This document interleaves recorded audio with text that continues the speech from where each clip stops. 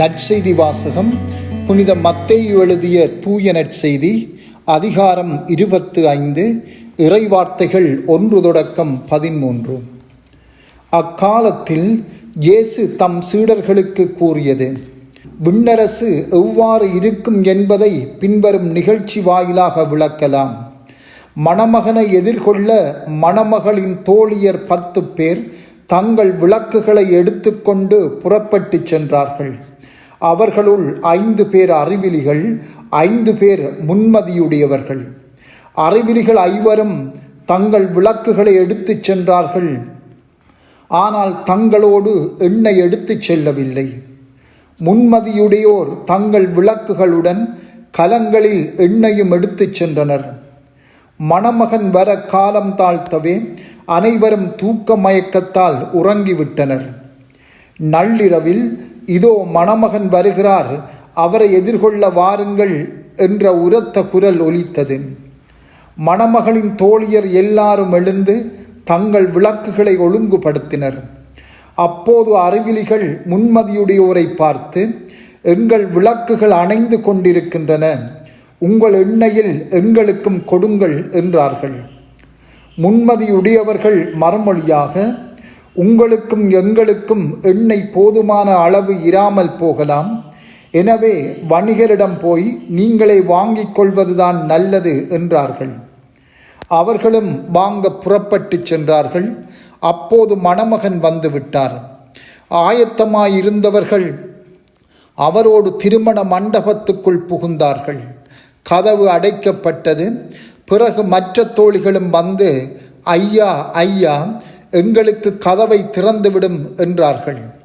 அவர் மறுமொழியாக, உறுதியாக உங்களுக்கு சொல்கிறேன், எனக்கு உங்களை தெரியாது என்றார்.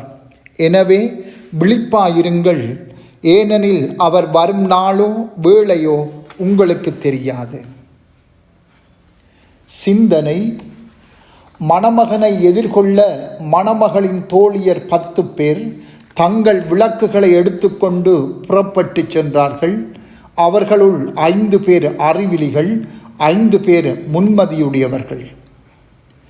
கிறிஸ்தவர்கள் தம் அன்றாட வாழ்வில் விழிப்பாய் இருக்க வேண்டும் என்பதற்காக சொல்லப்பட்ட உவமையே இதுவாகும். இந்த உவமையிலே மணமகன் வர காலம் தாழ்த்துகின்றார். காத்திருந்த கன்னியர் தூங்கிவிட்டனர். மணமகன் வருகின்ற போது அறிவிலிகளிடம் மேலதிக எண்ணெய் இல்லாததனால் எண்ணெய் வாங்குவதற்காக சென்று விட்டார்கள். அவர்கள் திரும்பி வருகின்ற போது மணமகன் வந்திருப்பதையும் கதவு அடைக்கப்பட்டிருப்பதையும் கண்டு, ஐயா ஐயா, எங்களுக்கு கதவை திறந்துவிடும் என்கிறார்கள். அவரோ மறுமொழியாக, உறுதியாக உங்களுக்கு சொல்கிறேன், எனக்கு உங்களை தெரியாது என்கிறார். எனவே அவர்கள் திருமண விருந்தில் பங்கு கொள்ள முடியாமல் போய்விட்டது. பொதுவாக இங்கு சொல்லப்படுகின்ற எண்ணெய் என்பது அன்பை குறிக்கின்றது.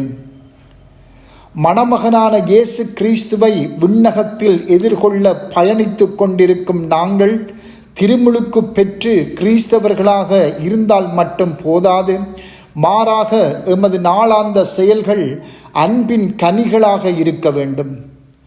நம்பிக்கை அன்பின் கனிகளை கொடுக்க வேண்டும். அல்லது போனால் எமது நம்பிக்கை உண்மையான நம்பிக்கை அல்ல என்பதை உண்மையாகும். இந்த உவமையை நாம் மேலான எமது சிந்தனைக்கு எடுத்துக்கொள்ள வேண்டும். ஏனெனில் எமது வாழ்வில் இருக்கின்ற அல்லது இல்லாத அன்பின் செயல்களை ஆய்வு செய்கின்ற ஒரு தளமாக இதனை நாம் கொள்ள வேண்டும். எமது வாழ்வில் கடவுள் மேல் நாம் கொண்ட அன்பின் நிமித்தம் மற்றவர்களுக்காக செய்கின்ற அன்றாட அன்பின் செயல்களை நாம் பட்டியலிட முடியுமா?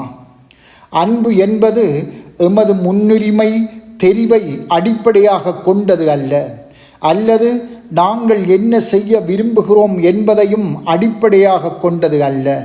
மாறாக அன்பு எப்போதும் முழுக்க முழுக்க தன்னலமற்றதும் தியாகம் நிறைந்ததுமாகும். அது எப்போதும் மற்றவரின் நலனையே நோக்கியதாக இருக்கும். எமது வாழ்வில் அன்பு எவ்வளவுக்கு உயிர் உள்ளதாக இருக்கின்றது. கடவுளில் தங்கள் நம்பிக்கையை அறிக்கையிட்ட பலரின் வாழ்வில் அன்பு செத்து போய்விட்டது என்பதை இயேசு இங்கு தெளிவாக கூறுகின்றார். எமது விருப்பு வெறுப்புக்கு ஏற்ப அன்றாடம் எமது வாழ்வை நகர்த்தி செல்வது மிகவும் இலகுவாகும். ஆனால் எமது உள்ளத்தில் உண்மையான அன்பை வளர்ப்பதும் மற்றவர்களின் நலனுக்காகவே மற்றவர்களை அன்பு செய்வதும் மிகவும் கடினமாகும். எனவே முதலிலே எமது எண்ணங்களில் உண்மையான அன்பை வளர்க்க வேண்டும். அடுத்து மற்றவர்களை விமர்சிப்பதையும் தீர்ப்பிடுவதையும் எமது எண்ணங்களில் இருந்து தவிர்க்க வேண்டும். கடவுள் மற்றவர்களை பார்க்கின்றது போல நாமும் அவர்களை பார்க்க பழகிக்கொள்ள வேண்டும். அன்பு எங்கள் வார்த்தைகளை நெறிப்படுத்த வேண்டும். எமது வார்த்தைகள் எப்போதும் மற்றவர்களை ஊக்குவிக்கின்ற, ஆதரவாயிருக்கின்ற, இரக்கம் கொள்ளுகின்ற வார்த்தைகளாக இருக்க வேண்டும். எமது செயல்கள் மற்றவர்களை தேடிச் சென்று உதவுபவையாக இருக்க வேண்டும். செபம். ஆண்டவரே, உமது அன்பால் எங்களை நிரப்பியருளும். அப்போது நாங்களும் உமது திருமண விருந்தில் கலந்து கொள்வோமாக. ஆமென்.